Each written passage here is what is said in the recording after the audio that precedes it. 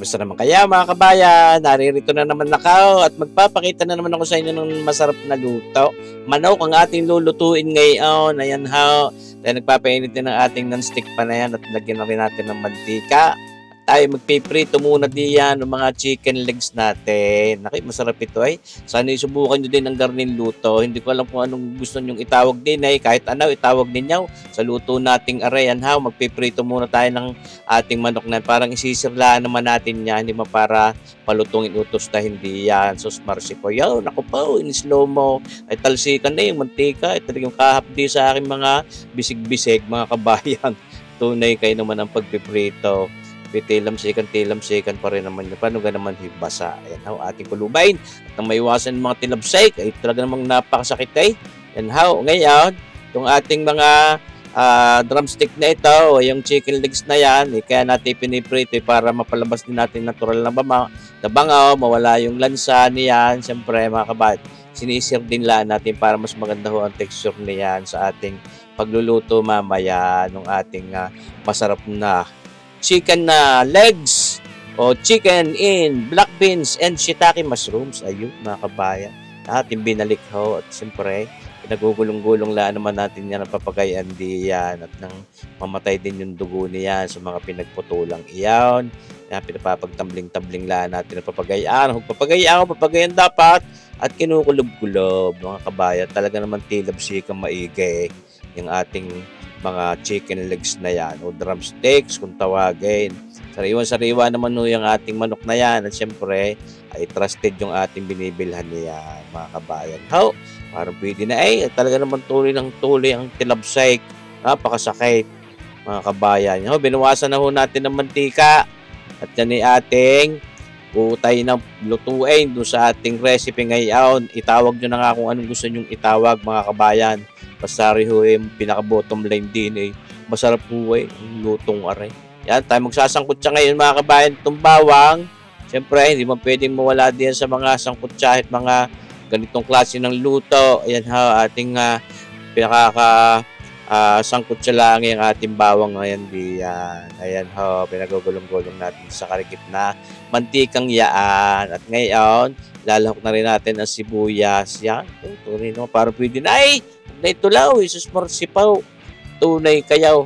Ayan ho. At isasangkutsahin din lang yung ating anong iyan, ating sibuyas na yaan. Ay, tunay naman mga kabayan.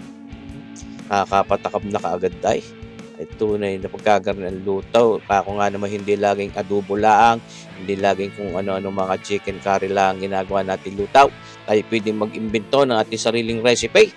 At yan nga ho, nilagyan natin ng paminta at itong ating hindi po pwedeng mawala sa aking mga gayang lutuin ay di ang ating malinamnam na oyster sauce. And ho, hindi na ho tayo nagbibitsin.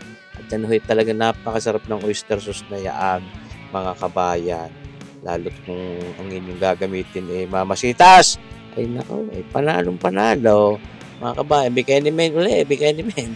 Mamasitas. At ngayon, lalahok na natin itong ating tausing itaw o black beans. And tinigis na rin natin yung pinakasabaw at yun yung maalat. Pero may karkit pa rin natira. Yan naman yung hindi na natin naasnan mga kabayan. Kaya magsisilbing pampaalat na lang hindi yung ating black beans na yan.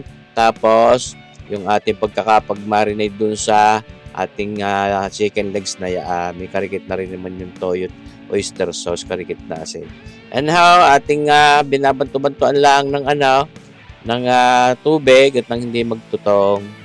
Kaya may kulay yung tubig dahil pinagalsan natin ng black beans. Ayan, mga kabayan.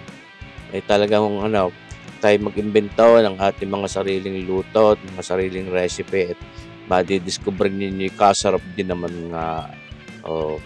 Dahil yung black beans na yan, may earthy flavor na napakasarap. At ito, ating shiitake mushroom. Shiitake! Yun know. Tandaan nyo pa guys, shiitake, gandang lalaki. Ayun daw. Si shiitake. Yan daw. Doon sa Star Sun. Yung shout out. May baga mga kabayan. Ating lalagyan lang ng tubig at nang hindi ko magtutong. Kasarap po nung kombinasyon niya yung ating black beans at saka yung shiitake mushrooms. Oh, tapos ay napakalinamnam niyang ating timplang iyan at napakasarap din naman ng manok. Ito, patamis ng karikit, mga isang kutsaritang brown sugar. Ayan, mga kabaya, para panalong-panalo ang sarap. Tunay naman kayo. Pagkagaroon naman ng mga luto, ay sana subukan nyo din at kasimple naman kayang-kaya nyo din mga kabayan. At inong pina-infuse lang yung ating flavors na yung ating panimpla dun sa manok para concentrated pa ho at ma-absorb ng ating manok. Ngayon ay ating sasabawan na yaan. Yan ho, para may sarsa din naman itong ating nilulutong ito. Masarap maihapla sa kanin. Siyempre naman pag may sabaw-sabaw ng karikit.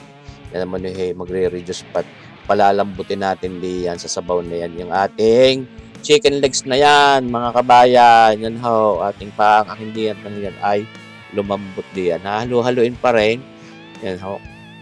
Kaya hindi ho natin nilalagay na maaga yung sabaw ay di para ma-infuse ho yung flavor. Manuot muna dun sa manok. Ayan, ating kinukulob at pinalalambot. Ito, para magsisibing pa karikit na paasim natin diyan. Ha?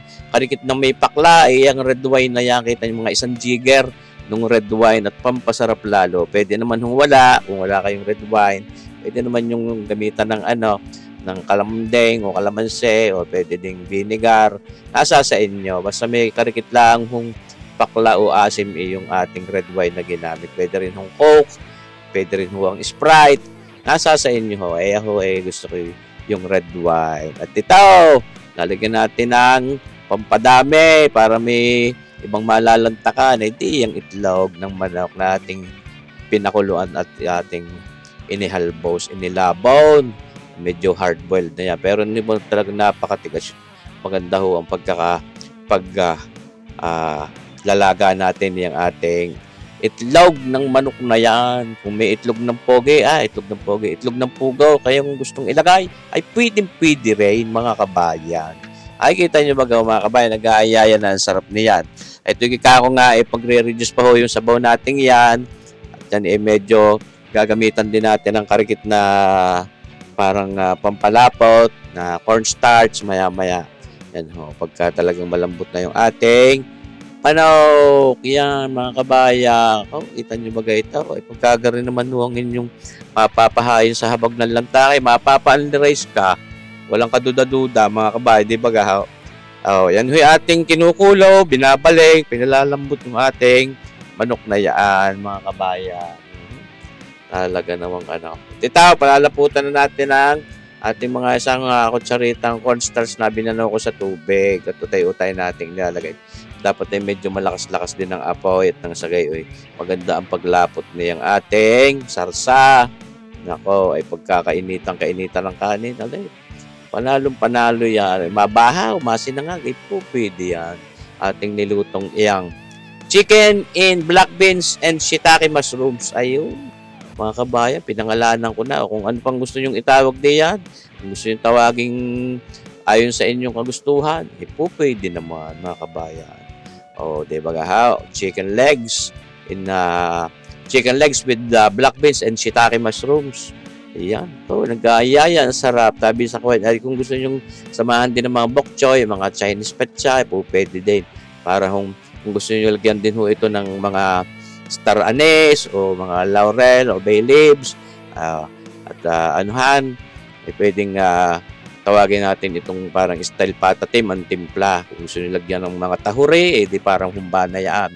Pero ito ang ating niluto, simple lang. At luto na, ating nilalagay na din sa ating lalagyan ng ayan, mga kabayan. Itong ating chicken with black beans and shiitake mushrooms ni kabayan sarboyet. Sana masubukan nyo rin lutuin na rin kasimple naman kayang-kaya nyo din. At hindi ako mapapahiya sa inyo sa sarap. Yung mga kita nyo bagang itsura. Nag-aayaya ang sarap. Pag hindi ka napa-only rice diyan, ay ayaw mo mag-only rice. Gayon lang yun, mga kabayan. Ikaw ay nagtitimpe. Ay kahit ako'y timpin-timpe, mga kabayan. Tunay namang ang nilaki na ng tiyan simula na magpasukan. Yung ganun sa faculty may pagkakalanta kayo nakaupo. Ay di baga ho. So, mercy po. Ay bundat na naman si kabayan. Ayaw ng itlog. Naku, napakasarap din naman, mga kabayan. Ay sana naibigan ninyo itong ating nilutong ito. At gusto ko nga palang i-shoutout yung aking pamangkin na si Chloe. Yan, na nandoon sa Pampanga, anak nung sunod sa akin na si kabayang Romel Melo. Happy birthday! Maligayang karoon sa iyo, pamangkin Chloe. Mahal na mahal ka namin. Tatandaan mo palagi. Lagi ka magbabait. Oh. At saka laging kung ano lang kaya ng maabot ng iyong kaalaman, ng iyong pag-iisip sa iyong pag-aaral, huwag masyadong ipe-pressure ang sarili, ha. At ang importante, ikaw ay laging malusog, masaya. Yan. Maganda ang pangangatawan at ang kalusugan. Maligayang karoon ulit sa iyo, kabayang Chloe, pamangkin. We love you. Mga kabayan, maraming salamat sa panunod. Mabuhay po tayong lahat. God bless!